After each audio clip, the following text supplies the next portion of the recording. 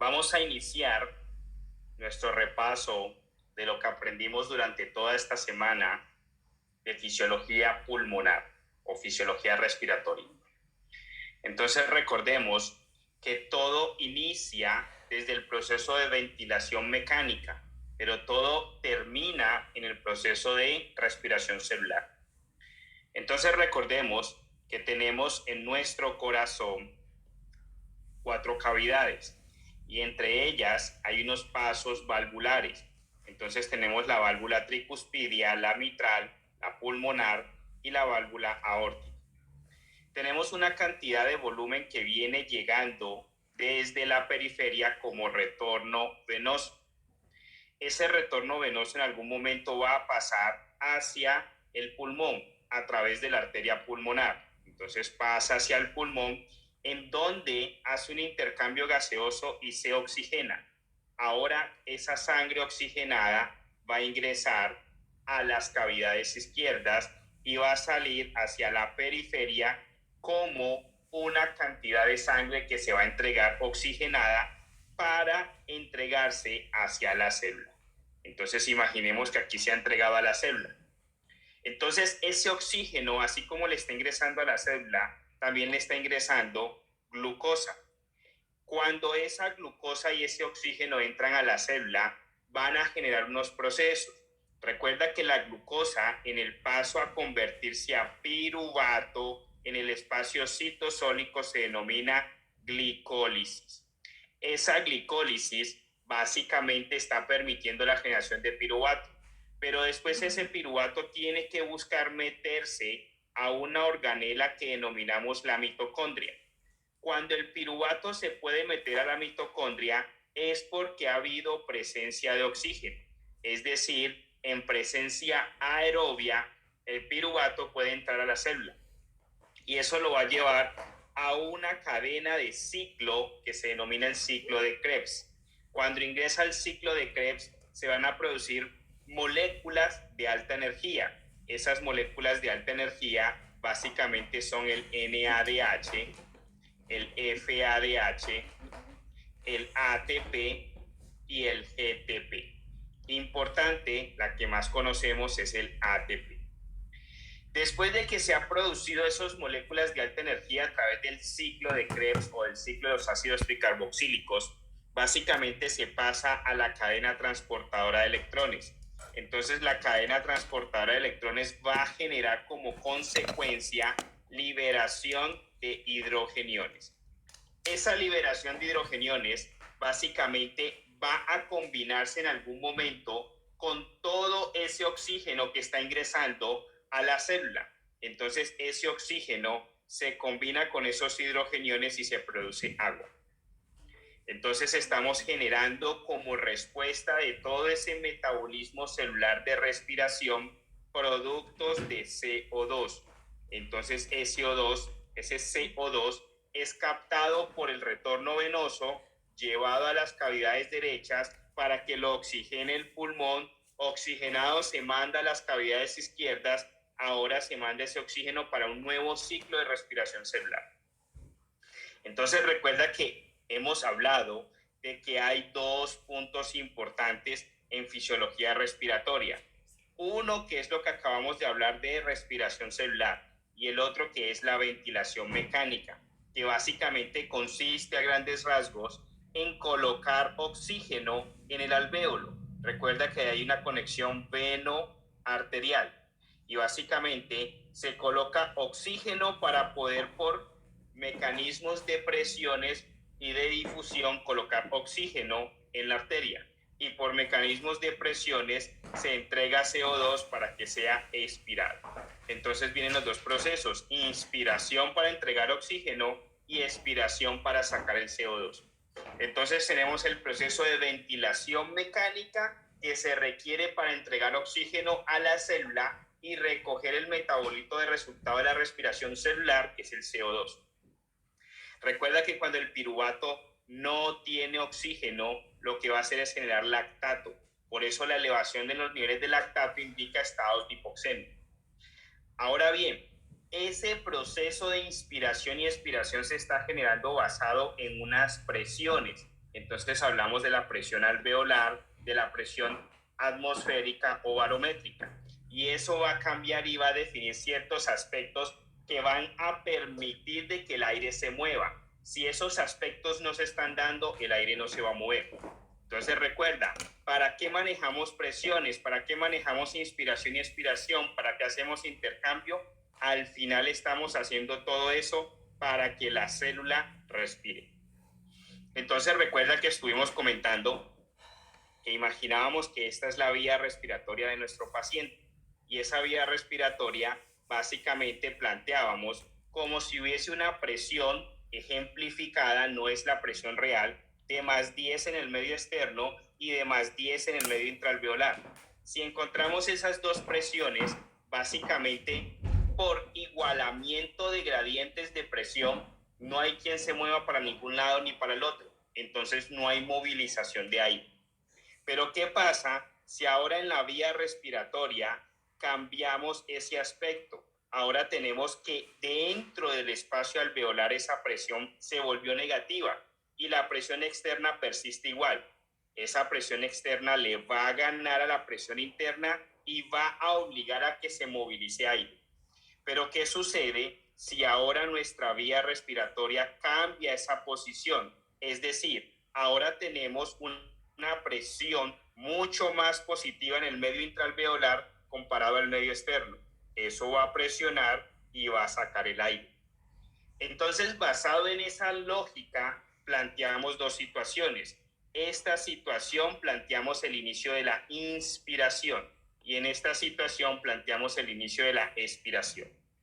Entonces, a pesar de que el proceso de inspiración está llevando a una positividad intraalveolar, porque se insufla, el proceso se inicia gracias a que la presión intraalveolar es más negativa.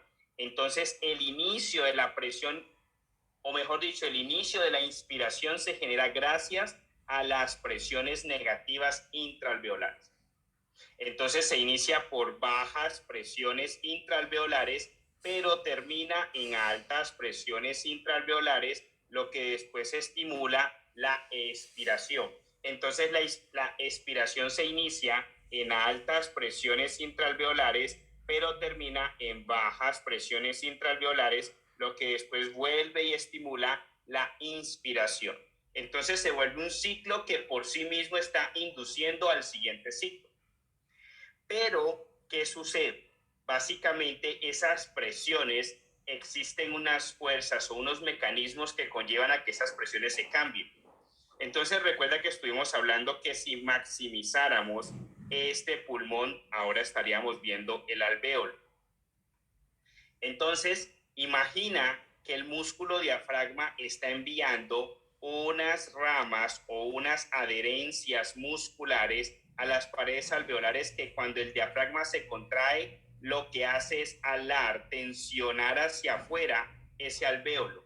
Al tensionarlo hacia afuera, ¿qué pasa con ese alvéolo? Se vuelve mucho más grande y pasa de estar de un radio pequeño, ahora se vuelve un radio mucho más grande.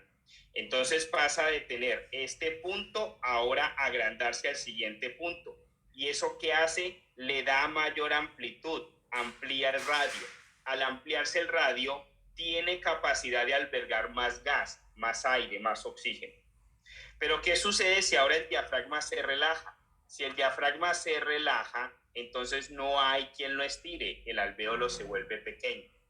Pero recuerda que además de eso, hay mecanismos que inducen fuerzas que hacen que el alvéolo se quiera contraer. Y hablamos que eso es la composición propia de elastina que tiene el alvéolo. Entonces, esa fuerza de retracción, ese deseo de volver a ese estado normal, se hace por la elastina y se llama el recoil. ¿Qué es eso? Es la capacidad que tiene el alvéolo por sí solo, debido a la composición de elastina, de querer volver a su estado normal. Entonces eso nos determina que el proceso de inspiración es un proceso activo y el proceso de expiración es un proceso pasivo. ¿Por qué? Porque en el proceso de inspiración necesitamos usar el diafragma y al usar el diafragma necesitamos usar ATP, contracción muscular. Entonces, hemos visto ese alvéolo desde la posición externa a la caja torácica, pero resulta que fisiológicamente nuestros alvéolos están dentro de la caja torácica. Entonces se vienen varios aspectos. Nuevamente, imaginemos que este es nuestro pulmón. Recuerda, imaginemos que por acá viene la vía aérea. ¿Qué sucede? Ese alvéolo en realidad está dentro de una caja torácica, pero ese alvéolo también está tapizado o está en relación con una pleura. Entonces, esto en rojo es la pleura, en amarillo es la caja torácica y en verde es el alvéolo. La caja torácica tiene unas fuerzas que estimulan a que se abra. Entonces, la caja torácica está estimulando apertura. El alvéolo, debido a la elastina, está estimulando cierre por el recoil. Recuerda que además de eso, el alvéolo está tapizado de agua. Entonces, las moléculas de agua están buscando atracción una entre otra. Al buscar atracción una entre otra, las fuerzas de tensión o la superficie de tensión generada por las moléculas de agua generan intento de cierre del alvéolo. La pleura está ejerciendo una fuerza para tratar de mantener abierto, pero esa presión se disminuye cuando el alvéolo se distiende. Entonces, imagínate que el alvéolo se empezó a distender, entonces ahora comprime la pleura. Y la pleura, en vez de estar en esta posición, ahora tiene que bajar para volverse menor en presión. Entonces, en inspiración, la presión pleural cae. En expiración, la presión pleural sube.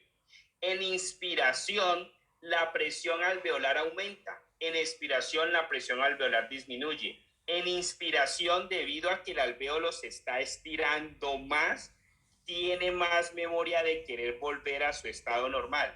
Entonces, en los procesos inspiratorios, la necesidad o el deseo del alvéolo volver a su estado normal debido a la elastina, que funciona como una banda elástica, aumenta.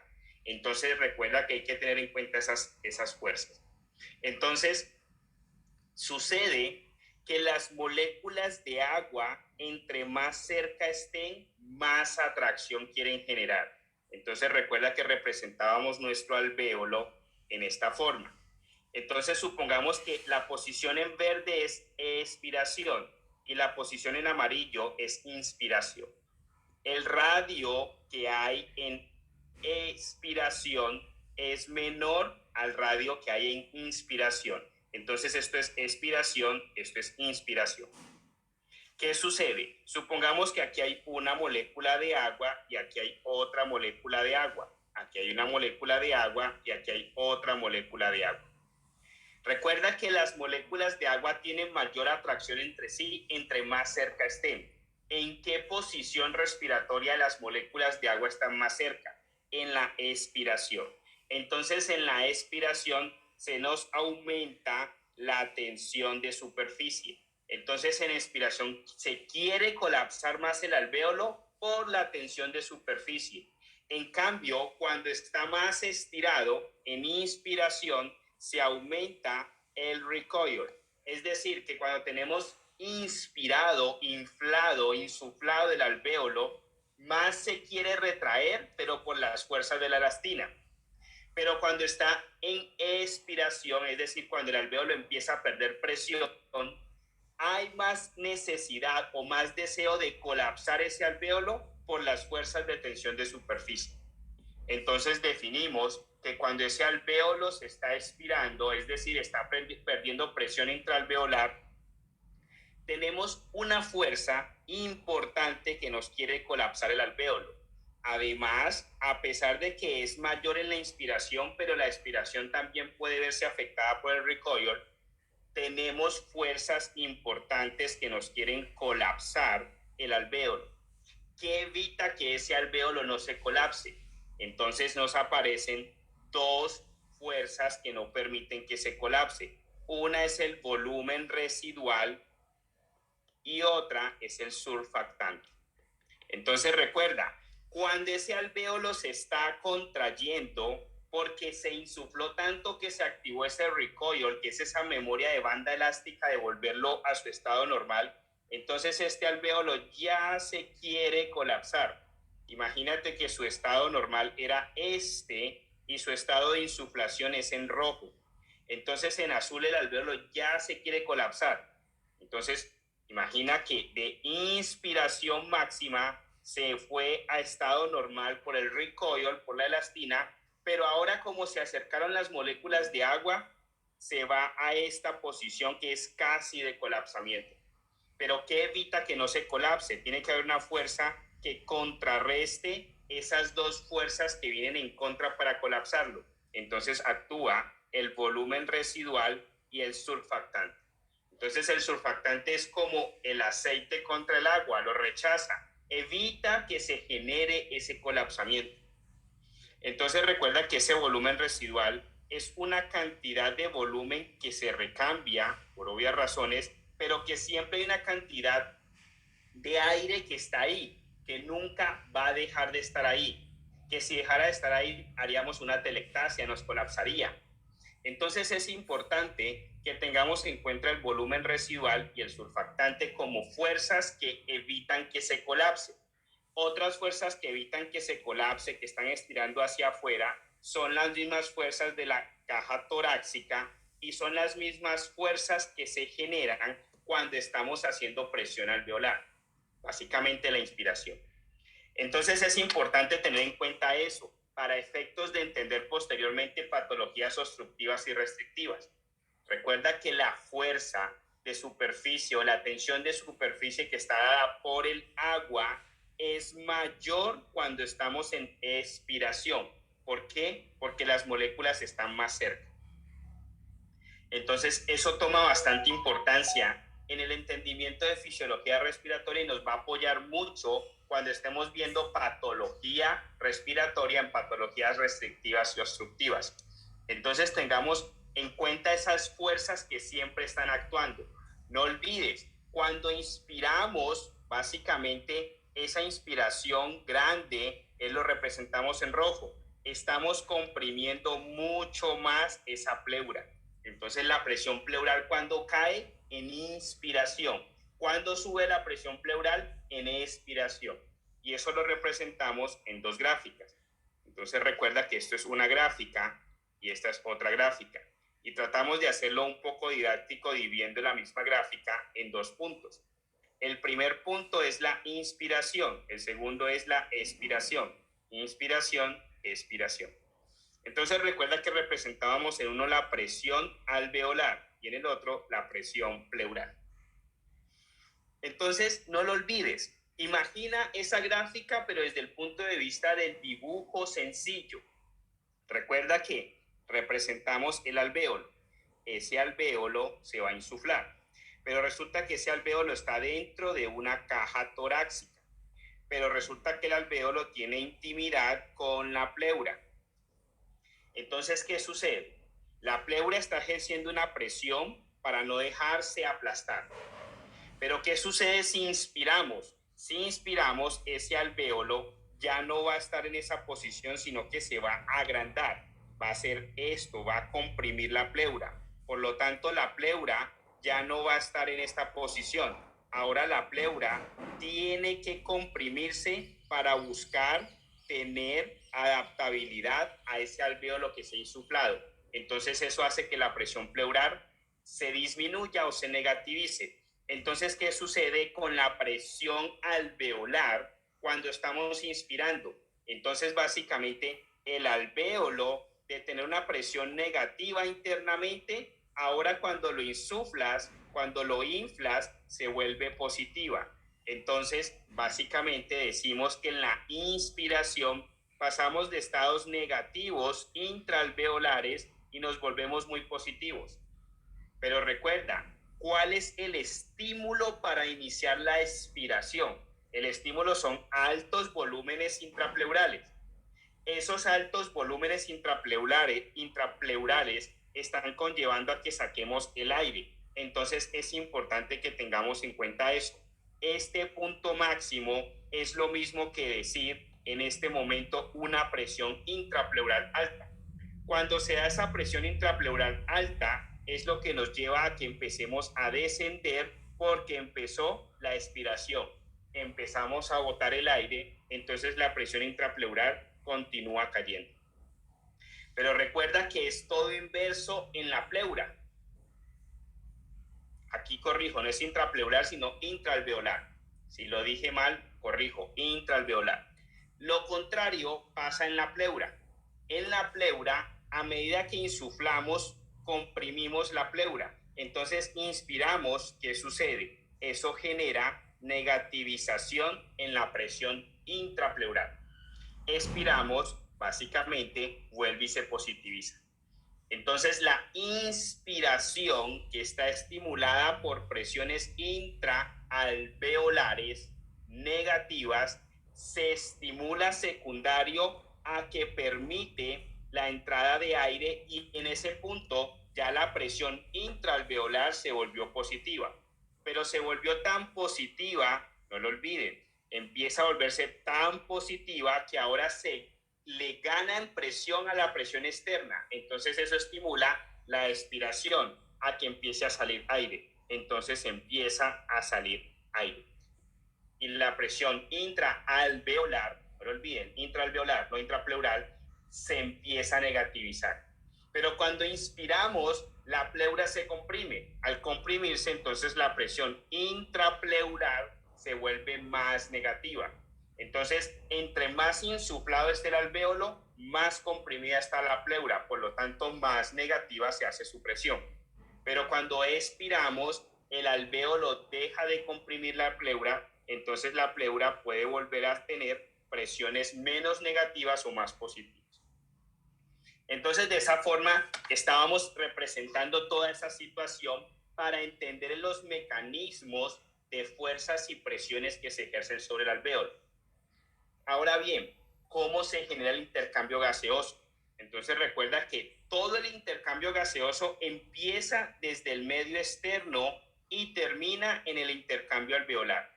Es decir, hay un camino que recorrer desde el medio externo hasta que se logra intercambiar eso en el alvéolo. Entonces, cuando hablamos de intercambio gaseoso, no es simplemente el intercambio entre oxígeno y CO2 en el alvéolo.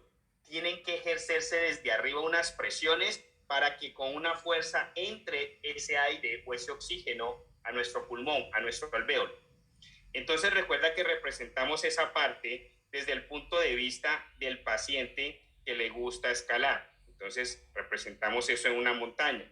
Entonces recuerda que el paciente a nivel del mar va a tener una presión atmosférica. Esa presión atmosférica a nivel del mar, no lo olvidemos, que es de 760 milímetros de mercurio.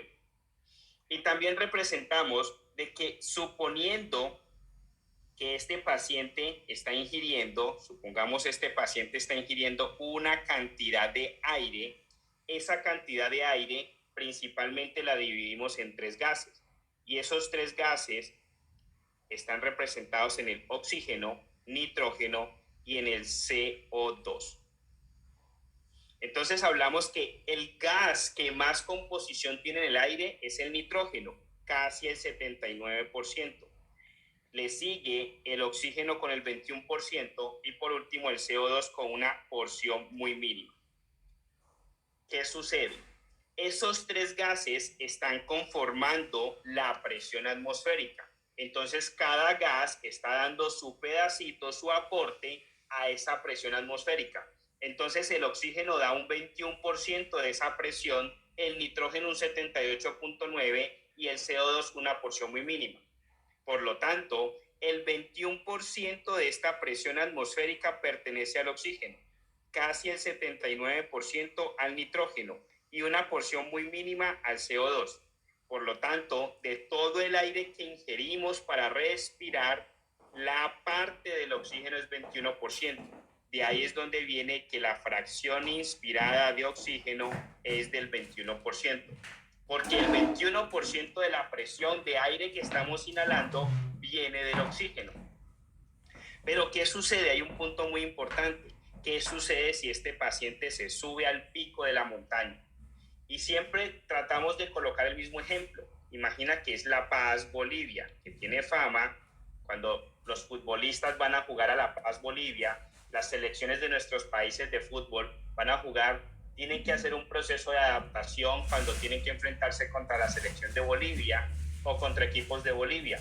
¿Por qué? Están acostumbrados de pronto, qué sé yo, a jugar en ciudades que están más cerca o muchas veces a nivel del mar, y ahora tienen que subir a esa altura. Probablemente en el ejercicio súbito van a notar esa falta de presión atmosférica, que al final se traduce también en disminución en la presión de oxígeno. A pesar de que la presión de oxígeno en La Paz también es del 21%, o no digo la presión de oxígeno, quiero decir la fracción inspirada de oxígeno en La Paz o en cualquier parte continúa siendo el 21%, pero al final afecta la presión de oxígeno que ingresa. ¿Por qué? Resulta que en esta ciudad que está al nivel del mar, la presión atmosférica es de 760, pero resulta que en La Paz la presión atmosférica es de 483.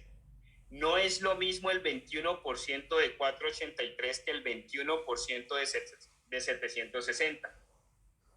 Entonces, el 21% de 483 va a ser 109. Entonces, la presión de oxígeno a nivel de La Paz, Bolivia, es 109, pero a nivel de una ciudad que esté a nivel del mar va a ser mucho más alta, porque es el 21% de 760, más o menos unos 160. Entonces, nota la diferencia entre presiones de oxígeno. Y esa presión de oxígeno va a hacer de que llegue con menos presión a nivel alveolar. Y al llegar con menos presión a nivel alveolar, posiblemente hay menos difusión hacia la arteria. Y al haber menos difusión hacia la arteria de oxígeno, hay posibles estados de hipoxemia. Si a eso le sumas el ejercicio, que requiere más consumo de oxígeno, va a notarse más. Por eso los jugadores o los deportistas que están acostumbrados a practicar su deporte en ciudades más bajas y después tienen que ir a La Paz, Bolivia, deben de hacer un proceso de adaptación. Y es todo basado en las presiones atmosféricas. Entonces eso nos llevó a concluir que tenemos una presión barométrica o atmosférica. Hemos dicho que esa presión es la suma de estos gases. Entonces podemos decir que la presión barométrica es igual a la suma de las presiones parciales de todos los gases que componen un aire. Entonces podemos decir que la presión barométrica es igual a la presión del gas 1, presión del gas 2 y presión del gas 3.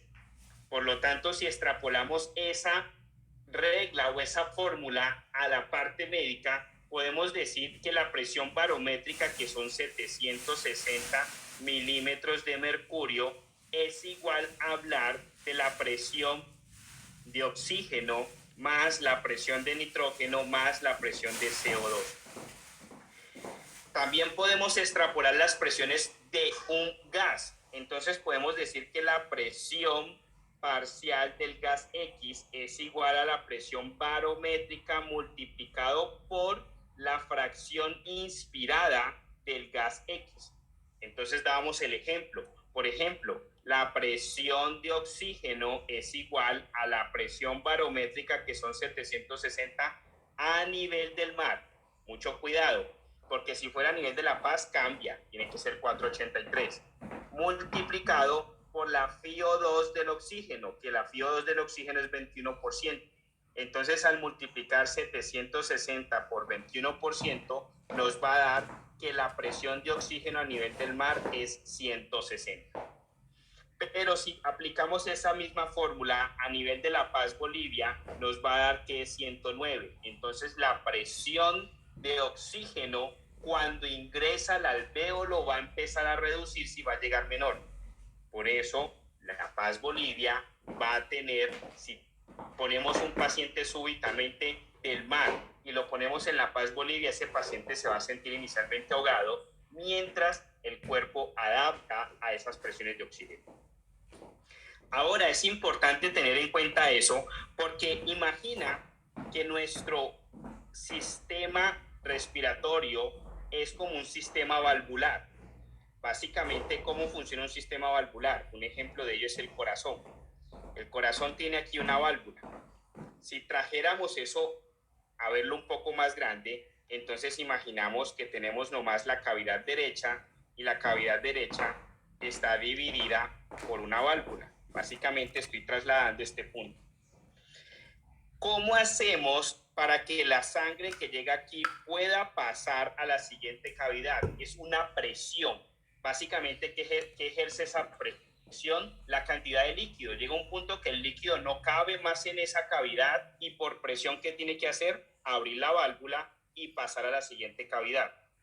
La misma situación funciona con los gases, simplemente que no lo vemos. Haz de cuenta que el gas es como agua, es como un líquido. Entra una determinada cantidad de presiones por volumen de aquí de oxígeno. ¿Qué hace eso? Haz de cuenta que va funcionando como un sistema de válvulas. Aquí hay algo que lo está presionando y poco a poco lo va bajando debido al volumen de oxígeno que se está generando por la presión atmosférica con la que viene desde la inhalación. Entonces llega un punto que se acumula aquí y la presión es tan alta a nivel alveolar que le gana a la presión de oxígeno que hay a nivel arterial. Entonces se pasa. Entonces es importante entender que para poder difundir un gas y hacer intercambio a nivel alveolar, todo depende del medio externo para que meta por presión ese oxígeno al alvéolo. ¿Y qué vimos al principio? Todas esas presiones están funcionando debido a los movimientos diafragmáticos, al recoil, a las fuerzas de la caja torácica, a las fuerzas de tensión de superficie, etc. Todas esas fuerzas interactúan junto con la presión atmosférica para permitir que el aire entre a nuestros alvéolos. Entonces, otro punto importante es que tenemos que tener en cuenta, imaginemos que esto es nuestra vía aérea. Imaginemos que aquí vienen los pulmones, pero al final esos pulmones son múltiples ramificaciones alveolares. ¿Qué sucede? Primer punto, tuvimos que tener en cuenta la presión atmosférica. Esa presión atmosférica manda el oxígeno en una porción del aire, que es el 21%, con una presión de oxígeno. Entonces, suponiendo que estemos al nivel del mar, esa presión de oxígeno entró con una presión de 160 milímetros de mercurio. Pero sucede que esto aquí es un cartílago, esto es un cartílago. Eso no va a permitir intercambio gaseoso. Como no va a permitir intercambio gaseoso, la presión se va perdiendo. Es algo lógico. Colócale o ponle aire a la llanta de tu carro. Tú le colocas 35 psi, que es como se miden las presiones en el aire de las llantas del carro. Esos 35 psi no son estáticos. Tú no inflas el carro y el carro eternamente queda con 35 psi. No, ese carro en el futuro, en los próximos 2 meses o 3 meses, te toca volverle a calibrar la presión de aire dentro de la llanta. ¿Por qué? Porque las presiones se van perdiendo cuando no hay intercambio. Entonces, ¿qué sucede? Va perdiendo esa presión. Entonces, de pronto aquí llega con 140, de pronto aquí con 130, y cuando ya llega a los alvéolos, llega con una presión entre 97 y 100 milímetros de mercurio. Entonces, imagina que estamos en una altura que ya no está entrando con 160 milímetros de mercurio de presión, sino que está entrando con 109 porque estamos en La Paz, Bolivia. Posiblemente a los alvéolos empiece a llegar con unos 80 o 75 milímetros de presión. Tiene menos fuerza para difundirlo y eso es lo que se expresa en ese mal de las alturas. Entonces es importante que tengamos en cuenta que todo el proceso de intercambio gaseoso no es solamente el alvéolo, tiene influencias externas a nuestro cuerpo, presión atmosférica. Entonces hemos entendido que ese alvéolo le llegó una presión atmosférica traducida en presión de oxígeno de 97 milímetros de mercurio, que se denomina la presión de oxígeno que llegó al alvéolo. Sucede que a ese alvéolo llega una arteria de intercambio. Esa arteria también tiene oxígeno. Nunca la arteria ni la vena quedan con cero de oxígeno. Nunca. Entonces, ¿qué sucede? Ese punto es una conexión en realidad veno-arterial. Se llega ahí con una presión de oxígeno aproximada de 40 milímetros de mercurio. Entonces, esto funciona igual que difusión celular. Funciona igual que la forma como difunde el sodio, cómo se puede meter por transporte pasivo ciertas moléculas a la célula. Tenemos 97 milímetros de mercurio arriba, en el alvéolo. Supongo que esos 97 milímetros de mercurio son 9 partículas. Falta una, 9 partículas. Y supongamos que el lado arterial son 4 partículas, 40 milímetros de mercurio. Esto representa 40 y arriba representa 97. Por gradientes de presiones, doctores, es lógico, se va a difundir del lado mayor hacia el lado menor. Lo mismo pasa en el alvéolo, se difunde del lado mayor hacia el lado menor y se mete a la fuerza. Básicamente todo está funcionando porque a la fuerza lo estamos metiendo. Entonces se mete el oxígeno hacia el lado arterial. ¿Y quién lo toma? ¿Quién lo carga? ¿Quién le gusta en ese momento por alta afinidad? La hemoglobina. La hemoglobina lo transporta, pero llega un punto que es cuando llega a la célula que tiene que querer descargarlo. Entonces, en un momento, ahí en el alvéolo, cuando se lo pasa, el alvéolo debe querer tomarlo, debe tener buena afinidad, pero cuando llega a la célula, debe de perder afinidad la hemoglobina por el oxígeno y debe de querer soltarlo para entregarle oxígeno a la célula y se genere todo el proceso que hablamos al inicio. Entre oxígeno, entre glucosa, se haga el proceso de glucólisis, entre el piruvato ahora la mitocondria, se haga la cadena transportadora de electrones, se produzca moléculas de alta energía por el ciclo de Krebs, etcétera, etcétera. El oxígeno se une con esos hidrogeniones generados por la cadena transportadora de electrones, se forma agua, resulta CO2. Ahora el CO2 se difunde hacia el alvéolo también por presiones. Resulta que el CO2 llega con una presión de 46 y en el alvéolo hay una presión de 40. Vuelve y juega el mismo tema, de mayor hacia menor, y hacemos el proceso de exhalación que se genera porque se ha aumentado la presión intraalveolar, pero la idea es llevar a negativizar esa presión intraalveolar, se saca el aire, es un proceso pasivo que se está dando por los mismos procesos del recoil, de la elastina, etcétera, etcétera. Entonces, si integramos todo esto, se nos hace sencillísimo cuando vayamos a entender patología respiratoria. Ahora es importante entender, doctores, ese CO2 que se ha producido de todo el proceso de respiración celular, ¿cómo se lleva al alvéolo? Resulta que él no se lleva como CO2 en su gran mayoría. Entonces, el CO2, lo que se hace, supongamos que aquí está el CO2 que se ha producido, aquí está una arteria, o mejor dicho, una vena. Entonces, ese CO2 que se ha producido no se transporta en su gran mayoría como CO2. Ese CO2 tiene 3 mecanismos. Expliquemos el más importante primero. Entonces, aquí está un glóbulo rojo. Ese CO2 ingresa al glóbulo rojo y en el glóbulo rojo se encuentra con el agua. Resulta que gracias al efecto de la anhidrasa carbónica, la unión de CO2 con agua se vuelve bicarbonato. Entonces se produce bicarbonato. Si notan, el bicarbonato tiene implícito CO2, porque CO2 más otra molécula de oxígeno. Entonces, el bicarbonato es la principal forma o medio de transporte del CO2 en la sangre. Tiene otra forma, se puede unir a la hemoglobina. Entonces supongamos que esto es hemoglobina y aquí se le pega el CO2. Y la última forma es de forma libre. El 70% del CO2 se transporta en forma de bicarbonato, el 20% en forma de hemoglobina o unido a la hemoglobina y tan solo el 10% en forma libre. Entonces es importante que entendamos que todo ese mecanismo de entrega de CO2 hacia el alvéolo nuevamente no llega directamente como CO2 hasta que llega al alvéolo, sino que se transporta en gran parte como bicarbonato.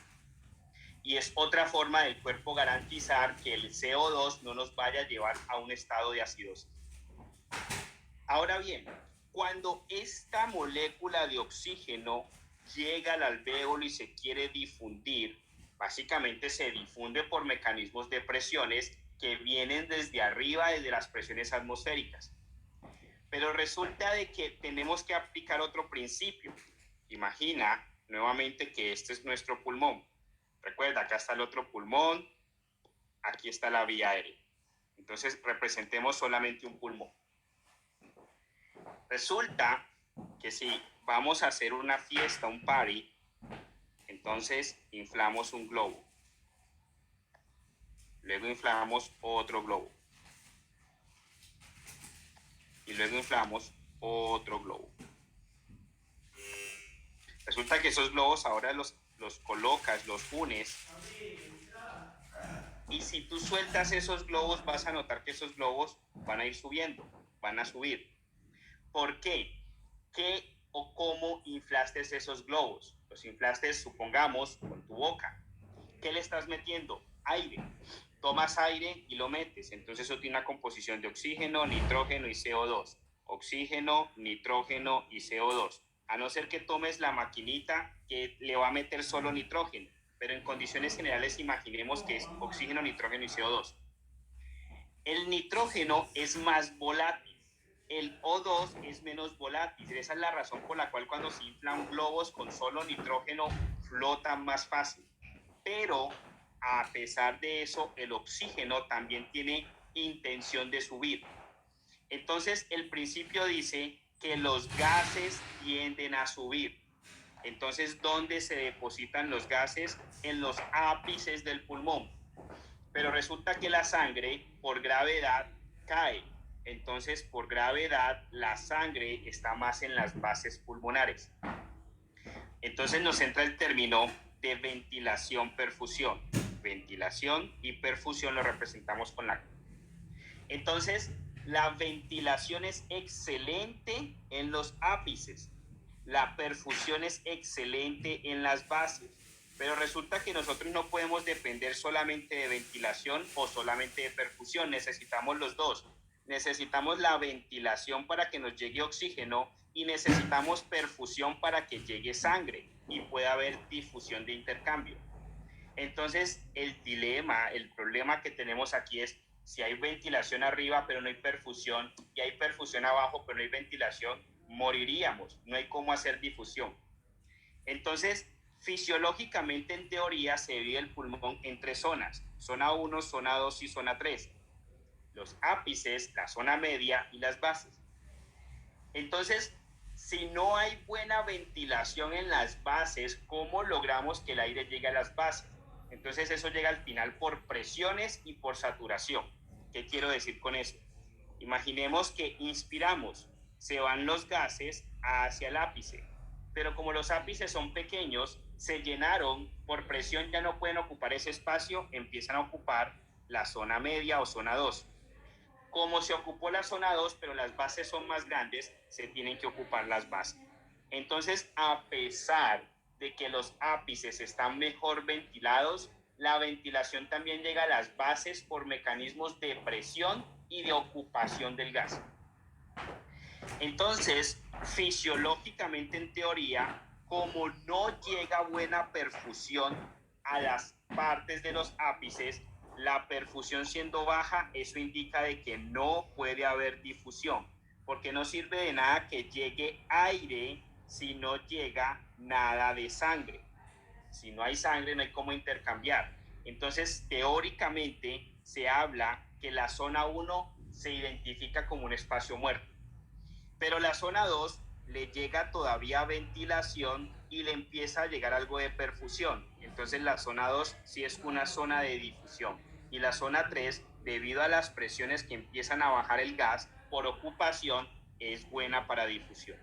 Entonces, en teoría fisiológica, porque en realidad los ápices también pueden hacer intercambio, pero en teoría fisiológica, la zona 1 es un espacio muerto, la zona 2 y 3 sí tienen difusión. Y cuando acuestas al paciente, todo el pulmón se vuelve zona 3. Es decir, todo el pulmón tiene buena perfusión y buena ventilación. Ahora, un punto un poco aparte. Imagina que tenemos hipoxia. Entonces hay dos respuestas separadas a la hipoxia. Una es la circulación pulmonar y otra es la circulación sistémica. La circulación sistémica responde frente a los estados de hipoxia con vasodilatación. En cambio, la circulación pulmonar responde frente a los estados de hipoxemia con vasoconstricción. Y esto es una pregunta fija de examen. Cuando estamos en estados de hipoxemia, al pulmón se le genera vasoconstricción. Ahora, ¿qué sucede si nosotros alteráramos esa relación ventilación-perfusión?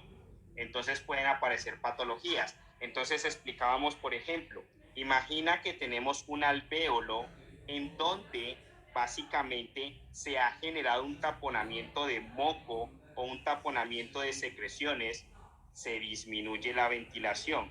Entonces afectamos la relación ventilación-perfusión. ¿En dónde podemos ver eso? En las patologías obstructivas. Ahora imaginemos que tenemos un alvéolo en el cual se le ha empezado a acumular líquidos en el espacio de intercambio entre la arteria y el alvéolo. Entonces a ese oxígeno que le está llegando aquí le va a quedar más difícil difundir. Entonces se altera la relación ventilación-perfusión. Eso en donde se ve en el síndrome de distrés respiratorio del adulto.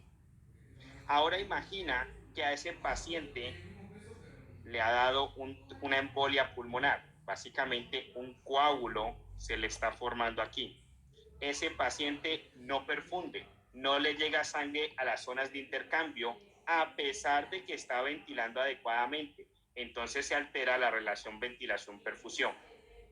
Ahora imagina que este paciente está en cuidados intensivos y el intensivista sobredistiende ese alvéolo y ahora comprime la arteria que estaba pasando por ahí. ¿Cómo sobredistendemos ese alvéolo bajo ventilación mecánica? Aumentando la presión al final de expiración, el PIP.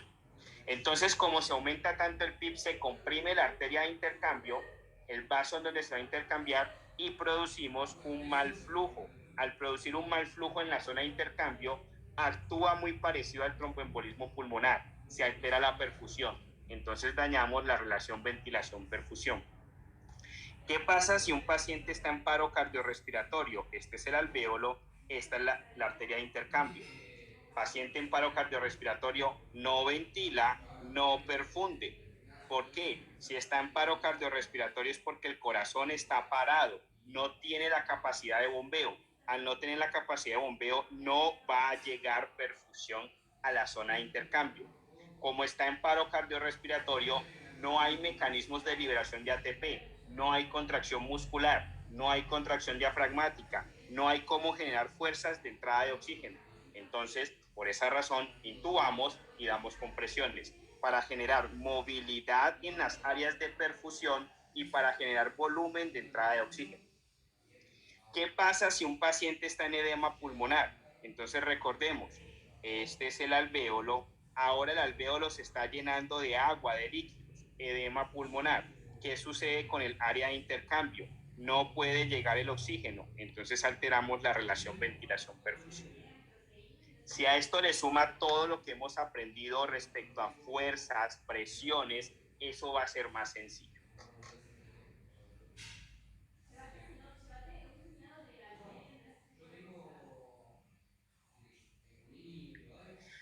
Vamos a continuar ahora, doctores, sobre aspectos de cómo regulamos la ventilación. Entonces hablemos aquí de la regulación de la ventilación. Entonces recuerda que estuvimos hablando que la regulación de la ventilación se puede dar desde dos puntos de vista o desde dos mecanismos. Uno es a nivel central y otro es a nivel periférico. Recuerda que a nivel central controlamos la ventilación a través del pH y a nivel periférico a través de las presiones de oxígeno.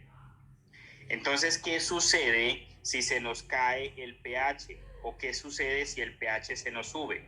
¿Se nos cae por debajo de 7.35 o se nos sube por encima de 7.45?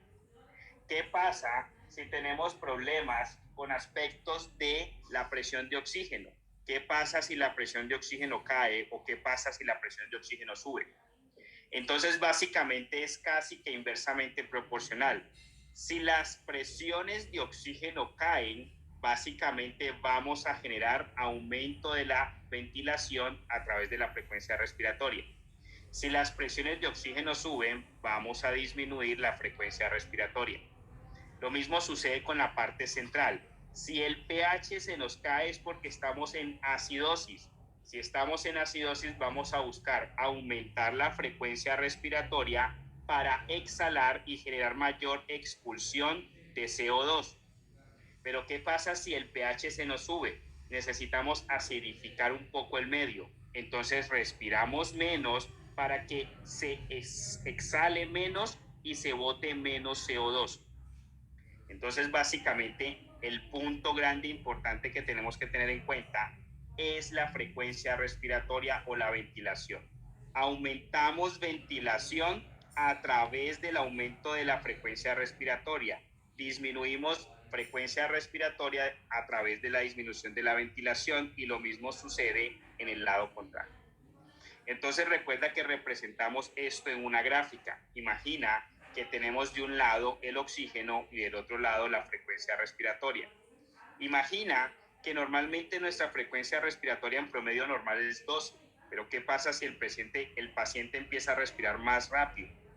En situaciones normales, nuestras presiones de oxígeno tienen que ir entre 60 a 80, entre 60 a 100, ideal que esté 80 a 100. Pero ¿qué sucede si el paciente se le empiezan a caer esas presiones de oxígeno a 40 o a 20? Entonces comentamos que normalmente tenemos que respirar 12 veces por minuto y normalmente tenemos que tener una presión de oxígeno entre 60 y 100. Es decir, esta es nuestra área que tenemos que estar. Pero ¿qué sucede si el paciente de un momento a otro empieza a caérsele sus presiones de oxígeno? Tiene que compensar respirando más rápido. Entonces, respiramos más rápido porque las presiones de oxígeno están cayendo. Entonces, las presiones de oxígeno están cayendo, tenemos que respirar más rápido. Es una forma de compensar la ventilación de acuerdo a cómo están las presiones de oxígeno o de acuerdo a cómo están el pH. Ahora bien, eso se asocia mucho el tema del pH, que lo hablamos aquí respecto a la acidosis o respecto a la alcalosis, con la curva de disociación del oxígeno por la hemoglobina. Entonces recuerda, tenemos una curva que normalmente, represento aquí en rojo, es sigmoidea. Pero resulta que hay factores que pueden generar que la curva se desplace hacia la izquierda o podemos tener factores que generan que la curva se desplace hacia la derecha. No lo olvides, todo lo que desplace la curva de disociación del oxígeno por la hemoglobina hacia la izquierda disminuye la descarga porque se aumenta la afinidad. Todo lo que genere desplazamiento de la curva de disociación del oxígeno por la hemoglobina hacia la derecha está aumentando la descarga porque se ha disminuido la afinidad. ¿Descarga de quién? Afinidad por quién. Entonces recuerda, esta arteria va a entregarle oxígeno a esta célula. Entonces aquí viene la hemoglobina, viene cargada de 4 moléculas de oxígeno. Estas 4 moléculas de oxígeno, inicialmente para poderse adherir a la hemoglobina allá a nivel alveolar, tenía que tener buena afinidad. Pero cuando esa hemoglobina viene llegando aquí a la célula, debe de tener buena capacidad de descargue. Es decir, tiene que perder afinidad por el oxígeno para que el oxígeno se suelte y entre a la célula. Pero ¿qué sucede si esa hemoglobina no quiere soltar ese oxígeno, quiere persistir con él aquí pegadito? Entonces mantiene alta la afinidad, por lo tanto se disminuye la capacidad de descarga del oxígeno, de la hemoglobina por el oxígeno. Entonces ese factor no lo representan siempre con una curva. Entonces, ¿qué factores llevan a que yo no quiera descargar el oxígeno? Entonces recuerda, se disminuye la descarga porque se caen los hidrogeniones, porque se cae el CO2, porque se cae el 2.3 bifosfoglicerato, porque se cae la temperatura. Entonces, cae porque todo cae. Ahora sube la descarga porque todo sube. Entonces se suben los niveles de hidrogeniones, se sube el CO2, se sube el 2.3 bifosfoglicerato, se sube la temperatura, se sube la altura. Entonces, entre más alto yo esté en una ciudad, más fácil se me descarga el oxígeno. Entre más hipotérmico esté, más se me adhiere el oxígeno a la hemoglobina, menos se descarga. Entonces, si notan, básicamente la caída de hidrogeniones que es perder acidez, es decir, se aumenta el pH. Si se me cae el CO2, ¿eso qué es? Perder acidez, se me aumenta el pH. ¿Eso en qué se traduce? Alcalosis. Entonces los estados alcalóticos que me están llevando a que el paciente nos haga pHs por encima de 745, me disminuyen la ventilación y además me desvían la curva de disociación de la hemoglobina por el oxígeno hacia la izquierda, es decir, se disminuye la descarga. Y si ven del otro lado, aumentan los hidrogeniones, que es más acidez. Entonces eso es acidosis metabólica, caída del pH. Más CO2, acidosis, más bajo el pH. Los estados acidóticos me mueven la curva de disociación de la hemoglobina por el oxígeno hacia la derecha. Es decir, se me aumenta la descarga. Y si se me aumenta la descarga por estados de acidosis, quiere decir que en los estados de acidosis por pH bajo aumento frecuencia respiratoria. Entonces la acidosis me aumenta frecuencia respiratoria.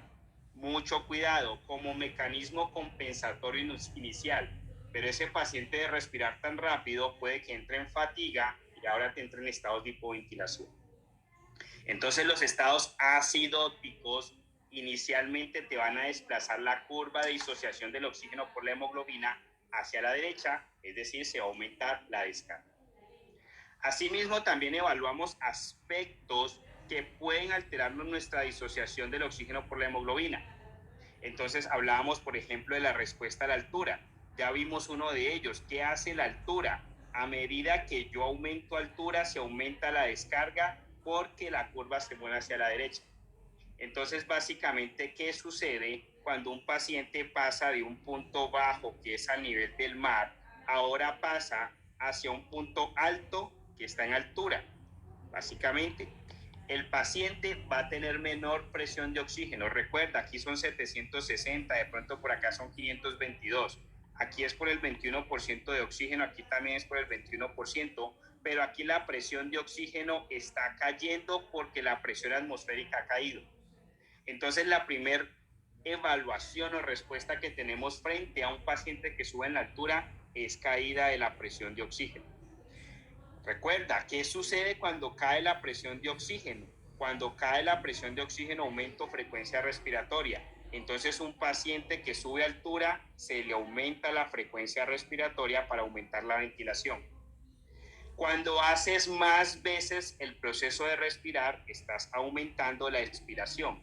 Cuando aumentas la expiración, aumentas la expulsión de CO2. Cuando aumentas la expulsión de CO2, puedes hacer estados de alcalosis respiratoria. ¿Y cuál es el mecanismo de compensar una alcalosis respiratoria? Entonces podemos crónicamente compensarlo aumentando la excreción de bicarbonato para que se nivele el estado alcalótico. Pero ¿qué sucede? Supongamos que este estado se vuelve crónico. El paciente, por el estado de baja presión de oxígeno, puede activar los mecanismos de la eritropoyetina y eso genera aumento del hematocrito para compensar un poco ese estado de baja presión de oxígeno. Entonces, ¿qué pasa frente a la altura? Se cae la presión de oxígeno, se aumenta la frecuencia respiratoria, se aumenta la expiración, se aumenta la expulsión de CO2, se cae la presión de CO2, eso hace que entremos en alcalosis respiratoria y eso conlleva que se responda aumentando la excreción renal de bicarbonato. Si es de forma crónica, eso genera activación de la eritropoyetina y se aumenta el hematocrito. Ahora, ¿qué pasa cuando hacemos ejercicio? Entonces estamos haciendo ejercicio, básicamente las presiones de oxígeno y las presiones de CO2 permanecen igual. ¿Por qué? Porque la célula, imagina que esta es la célula está pidiendo más oxígeno. Entonces vamos a decir, si la célula se consume más oxígeno, debería de haber menos oxígeno afuera. Entonces, ¿qué hace el cuerpo? Aumenta frecuencia respiratoria. Al aumentar frecuencia respiratoria compensa la caída de oxígeno por el aumento del consumo. Entonces, por esa razón, las presiones de oxígeno y de CO2 permanecen iguales. Pero ¿qué sí sucede? Se empieza a aumentar el contenido de CO2 que circula en sangre. Por eso se aumenta la frecuencia respiratoria. Primero, para compensar más entrada de presión de oxígeno. Segundo, para compensar más salida de CO2. Entonces se aumenta el consumo de oxígeno. Importante. ¿Qué se hace para circular ese oxígeno más rápido? Aumentar la frecuencia cardíaca. Entonces, ¿qué sucede? Si tú aumentas la frecuencia cardíaca, se puede disminuir el tiempo de diástole. Pero si aumentas frecuencia cardíaca, estás poniendo a movilizar más rápido el flujo. Entonces se aumenta el flujo y al aumentarse el flujo se aumenta la filtración y al aumentarse la filtración se aumenta la tasa de filtración glomerular. Importante. ¿Qué pasa con un paciente que nos hace anemia? Entonces recuerda, lo representábamos como si hubiesen dos pacientes, uno sano y uno enfermo. Este es el paciente sano, este es el paciente enfermo con anemia. Entonces imagina, y dábamos la suposición de que la concentración de hemoglobina normal son 6 moléculas, y supongamos que este paciente nomás tiene 4. Entonces el paciente aquí tiene 6, este tiene 4. Eso genera de que el paciente de abajo ya tenga más baja hemoglobina, por lo tanto, la concentración de hemoglobina cae y eso es anemia. Pero ¿qué sucede? Estas hemoglobinas tienen la capacidad de que se le peguen sus 4 moléculas de oxígeno al paciente sano. Resulta que esa capacidad no se pierde en el paciente anémico. Este paciente puede permitir que se le peguen sus 4 moléculas de hemoglobina. Por lo tanto, la saturación no se altera. Por más que el paciente tenga hemoglobina, esa hemoglobina sigue con la capacidad de adherirse al oxígeno. Pero ¿qué sí sucede? Este paciente, recuerda que aquí se le dieron 4 moléculas de oxígeno en cada molécula. Eso representa en nuestro ejemplo 24 moléculas de oxígeno unidas a la hemoglobina. En cambio aquí el paciente, esas 24 moléculas de oxígeno no se unen a la hemoglobina, solo 16. Las otras van a quedar por fuera, entonces por fuera quedan 8 moléculas de oxígeno sin poder unirse a la hemoglobina porque no hay suficiente hemoglobina. Esa unión oxígeno-hemoglobina se denomina el contenido total de oxígeno. Entonces el contenido total de oxígeno aquí es 16, acá es 24. Entonces el contenido total de oxígeno cae en los pacientes anémicos.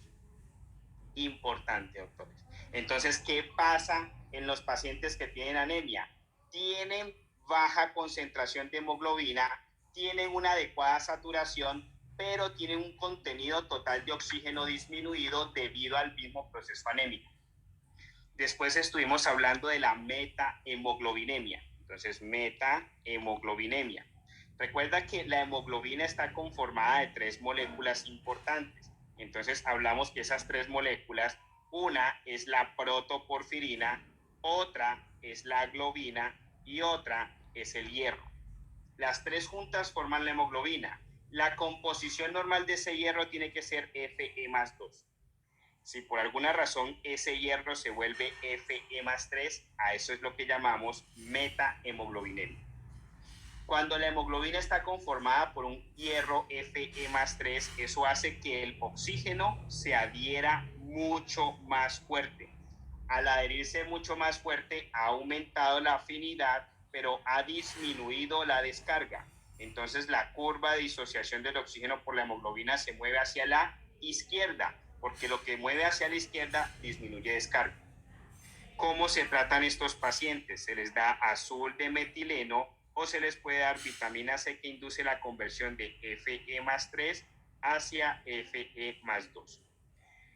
¿Qué puede causar la metahemoglobinemia? La dapsona, pregunta de examen, los nitritos o los nitratos. Importante. Ahora, hablamos después de la carboxihemoglobina. Recuerda, no vas a confundir carboxihemoglobina con la del CO2. Monóxido de carbono es la de carboxihemoglobina. Entonces, ¿qué causa esto? Recuerda, el paciente dejó el carro prendido, carro encendido, o el paciente está en un incendio, o el paciente tiene calentadores sistémicos generales de la casa obsoletos o muy viejos. Esto puede generar aumento en las concentraciones de monóxido de carbono. Y resulta que el monóxido de carbono tiene más afinidad por la hemoglobina en comparación al oxígeno. El tratamiento es darle a estos pacientes oxígeno con una fracción inspirada de oxígeno al 100%. Y por último, en esa parte hablamos de el cianuro. Entonces recuerda que el cianuro básicamente está parecido a la cianocobalamina. Y recuerda que la cianocobalamina es vitamina B12. Entonces, ¿en dónde los pacientes pueden intoxicarse con cianuro? Aparte de que se lo puedan dar como envenenamiento, en los incendios. ¿Qué se le hace al paciente? En el cianuro hay algo que podemos hacer induciendo metahemoglobinemia. ¿Qué produce metahemoglobinemia? Los nitritos. Entonces, al paciente con intoxicación por cianuro se le pueden dar nitritos para llevarlo a estados de metahemoglobina y sacarlo del estado de la intoxicación por cianuro. También se le puede dar tiosulfatos o también se le puede dar B12 porque por tener una composición parecida compite y quita la intoxicación por cianuro. Importante, doctores. Entonces esos son, digamos, aspectos fisiopatológicos que pudiesen evaluarnos en fisiología. Ahora, por último, importantísimo, doctores, tienen que tener muy claro espirometría. Entonces recuerda, paciente inspira, expira, inspira, expira, inspira, expira. Es lo que hacemos todos los días. Ahora le dices al paciente, por favor, tómame una respiración profunda, profunda hasta que no puedas más. Inspiración forzada. Ahora le dices al paciente, por favor, haz una exhalación, bota todo el aire que puedas. Expiración forzada. Y vuelve el paciente, inspira, expira, inspira, expira. Entonces ahí nos aparecen 4 volúmenes y 4 capacidades. Entonces ese proceso de inspirar y ese proceso de expirar se denomina volumen tidal. Ese proceso de decirle al paciente toma aire hasta que más no puedas, que es una inspiración forzada, se denomina volumen inspiratorio de reserva. Ese punto donde le dices al paciente bota todo el aire hasta que más no puedas, se denomina volumen expiratorio de reserva. Entonces tenemos el paciente que puede tomar todo el aire posible, que puede botar todo el aire posible o que respira normalmente. Pero sucede que siempre tenemos un volumen de aire que nunca usamos. Ese volumen de aire que se recambia, pero que siempre está allí, se denomina volumen residual. El volumen residual es una de las fuerzas que tiene el alvéolo para evitar el colapsamiento durante la expiración, que está apoyada para colapsarse más por la tensión de superficie. Entonces tenemos un volumen, 2 volúmenes, 3 volúmenes, 4 volúmenes. Entonces tenemos 4 volúmenes. Ahora las capacidades. ¿Qué son las capacidades? Las sumas de volúmenes. Entonces la primera, la capacidad inspiratoria. Entonces su propio nombre lo dice, inspirar. ¿Desde dónde inspiramos? Desde aquí hasta aquí. Es decir, desde aquí que tú le puedes decir al paciente, toma una inspiración forzada. De aquí para abajo está expirando. Entonces la capacidad inspiratoria es el volumen inspiratorio de reserva más el volumen tidal. Ahora tú le dices al paciente, expira. Entonces puedes medir la expiración desde que el paciente está botando el aire. Entonces básicamente todo este punto más lo que le queda en el pulmón al paciente es la capacidad residual funcional. Van dos capacidades. Ahora tú puedes sumar todo sin contar la reserva, el residuo que le queda dentro del paciente. Entonces es todo esto, pero sin contar el volumen residual. Eso se denomina capacidad vital. O tú puedes sumar todo. Básicamente, todos los 4 volúmenes te dan la capacidad pulmonar total. Importante, doctores. De esa forma, hemos repasado lo que aprendimos durante esta semana. Importante, doctor.